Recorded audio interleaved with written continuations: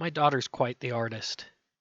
She does a lot of different kinds of art, and lately she's been interested in trying to sell some of her art. Some of her artwork is really easy to take pictures of, but others are very glossy, and there's just really harsh reflections, and sometimes it's really hard to take a good clean picture. So for today's project, we're going to build her a light box. I'm going to start off by drawing the idea. So we just want to make a simple box. My goals are to make it collapsible so that it can flatten down and be easy to store out of the way when we're not using it. So after drawing the design, I break it down into each of its individual pieces so that I know basically my cut list. I'm going to be building this whole thing out of white foam board or foam core. It's like 3/16 of an inch thick. And I'm going to make the whole thing about 18 inches by 18 inches. So I'm going to start off by marking a square on my foam board, and then using a utility razor, I'm going to cut through the foam board. In order to get a nice clean cut in foam board, you want to cut through using multiple cuts. If you try to cut through with a single cut, you'll end up tearing the foam. The other important thing to remember is you want to use a metal ruler. If you use a wood or plastic straight edge, then the razor blade will cut right into it and you'll get wobbly edges, but the metal keeps it nice and straight. Another important thing to think about while cutting foam board, or really cutting anything with a razor, is think about which side of the cut you put the razor on. If I want to keep the left side of this board and I put the ruler on the right side, I'm likely to slip into the piece of foam board that I want to keep. So it's always best to turn your piece to an orientation where you can put the straight edge on the side that you want to keep to protect it. That way, if you slip off into scrap and it's not a big deal. The two sides need to have identical windows cut out in them. So I'm going to stack the two squares, and then I will measure out the rectangle window that I want to cut out. And I'm marking that down with a pencil.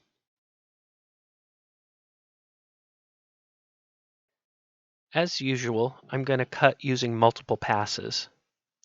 But as I'm cutting, I can feel that the blade is starting to dull. It's actually pulling on the foam and tearing it a little bit. Foam board really dulls your blades quick. And so it's time to get a sharpened blade. And I just want to show you a tip. A lot of you might know this, but I know that there are some of you out there who probably don't. But this type of utility knife is made quickly get a sharp edge. I've got two different knives here, and if you look at them, they have these lines that go across those. So these are intended as places where you can break the dull part of the blade off, leaving a sharp blade underneath. Now at the bottom of each razor, it usually comes with a little piece of plastic that has a little slot in it that's just the same width as the blade. And if you put it on, then you can just tilt it with some force and it'll just break off the dull piece, and now you have a nice sharp blade. I find especially on cheaper knives that doesn't work as well, and so sometimes you just have to grab a pair of pliers and do the same thing. But you just break off the dull part and you've got a nice sharp blade again. So now as I'm cutting this window out, you'll notice that as I cut the corners, I'm always cutting away from the corner. And I'll demonstrate why we cut away from the corners. So here I've got a couple of pieces of scrap stacked up. This is just as thick as what I was cutting. And let's say I want to cut this line right across there, and I want to cut through both sheets. Now, I can go ahead and cut all the way till I get to the line. I'm getting a little bit deeper with each pass. And now I've reached a point where I have cut all the way across the top edge. If we look on the side, what's actually happening, as I pull the blade across, we get to the point where the top surface has been cut, but the bottom surface still has almost an inch that is not cut through. So the way that we can make sure that we get that cut is we just turn the knife around and cut again from the other angle, and that finishes off our cut. So that same thing applies whether you're cutting out paper snowflakes or foam board. Now we're going to hinge together some of the pieces. So this is the bottom and the back piece. And I'm just using some white duct tape from the dollar store. I'm just going to put a single piece connecting these two together.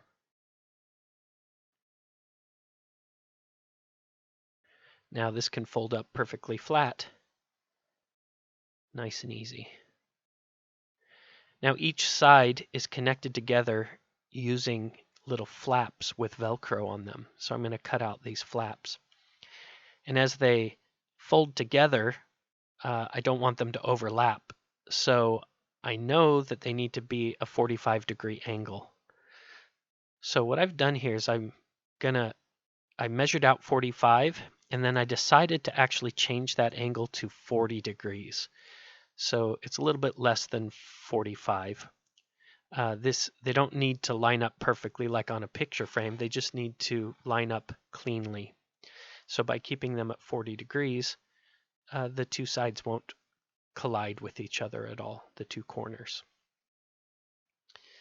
These also I put together using a piece of white duct tape.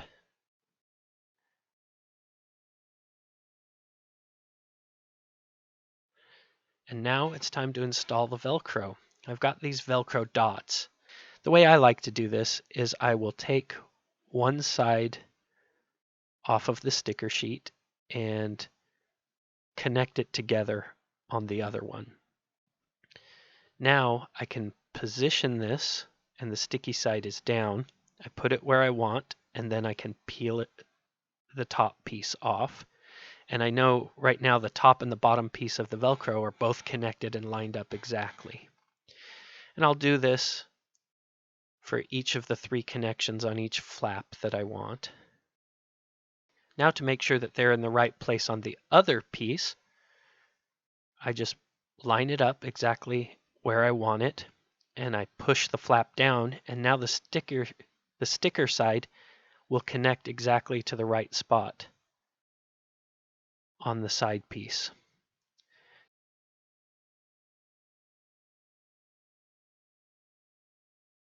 And now you can just pull apart the Velcro, and everything lines up perfectly.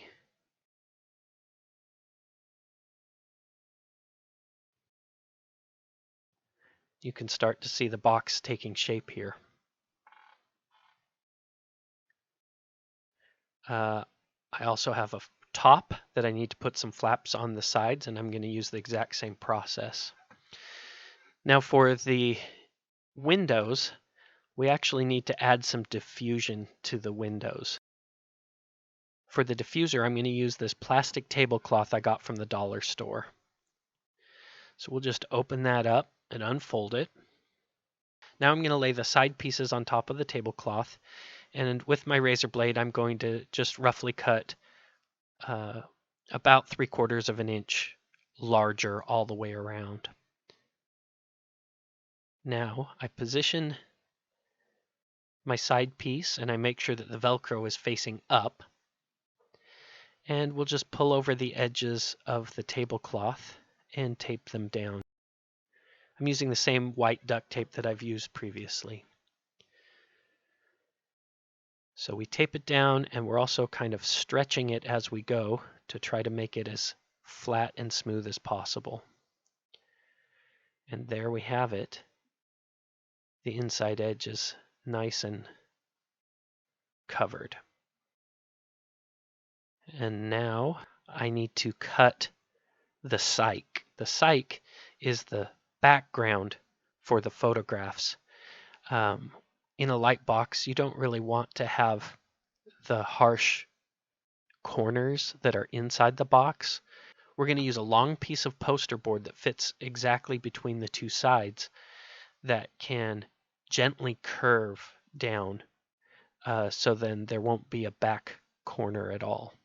So after measuring the inside dimensions, I just take my poster board and my razor blade and my metal ruler and cut it to size.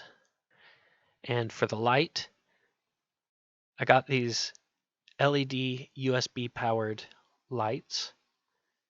You just plug them into USB and they light up nicely, and you can even change the brightness of them. Now let's assemble it.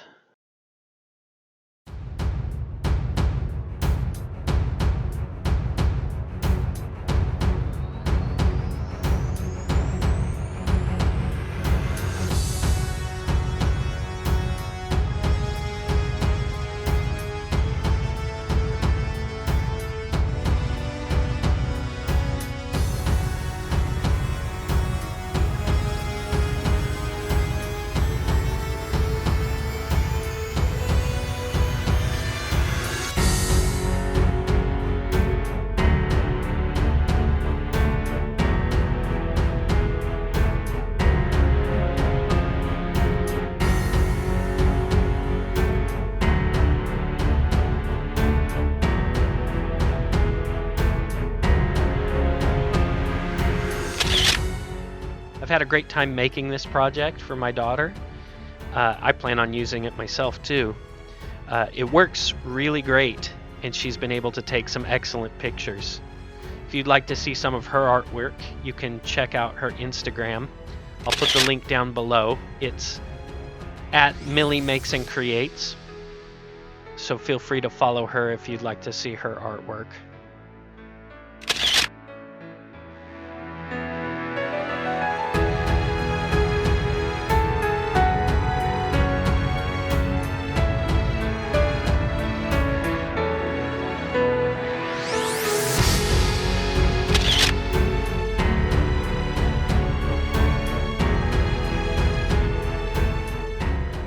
If you like this video, make sure you give us a thumbs up. Don't forget to subscribe if you want to see more videos like this in the future. Hit the notification bell so you don't miss out on anything. And until next time, don't be bored, be creative.